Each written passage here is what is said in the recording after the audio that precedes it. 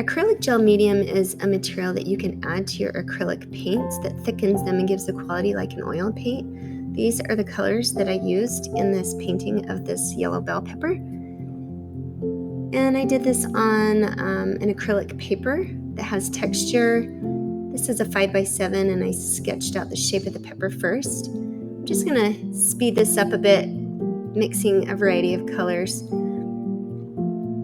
When I paint, I like to use pre-mix my colors so I get some wet on wet blending. I have a variety of darks for my shadows and light yellows and medium yellows. If you notice when I'm mixing, I'm adding a little bit of gel medium as I mix each color. And what I'm doing is layering just the basic colors that I see, and I'm trying to create different values to show form on the bell pepper. And as I'm mixing, I'm having to mix additional colors than what I've already mixed. And so I have a second paper plate that has some acrylic gel medium on it. So every time that I mix a different color, I need to make sure that I'm dipping into that acrylic gel medium so that I get that thickness. Now this is thicker, and so it's different than just painting with your regular acrylic. You get rougher edges on this rough paper, and you can add a little bit of water to smooth that out. You'll notice I'm using two different types of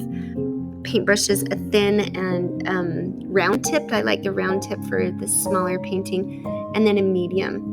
And I'm really just building up those lights and darks and mediums. It's more of a playful paint, so I'm not painting like actual colors that I'm seeing. I wouldn't have this bright orange and darker purples outlining the pepper, but it just gives some dramatic highlights and lowlights and shadows. So as I'm building this up, you can see that when I'm mixing with yellow, I never mix with colder colors because it can create green undertones, and where I wanted a warmer painting, I'm using yellow's complement as purple for my values and my shadows. And so that's why I did the surface purple. So as you get these purple reflective lights on the object that's coming from that base, I'm going to add a little bit of my green. I have that oxide green that I'm using for the stem. I don't really have much green throughout the painting, and I'm just going to grab some of the yellow for my